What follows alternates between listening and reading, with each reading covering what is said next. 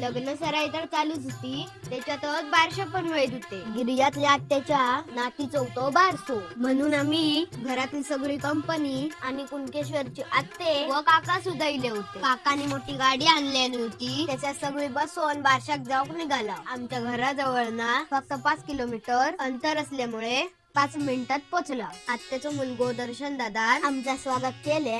दर्शन दादा पाण्याची सजावट तर भारीच केली होती. आता बारशाचं टायमिंग झालं होतं आणि लोक पण जमली होती आणि आमच्याकडे बारशा कशी दिता मुकली जातो.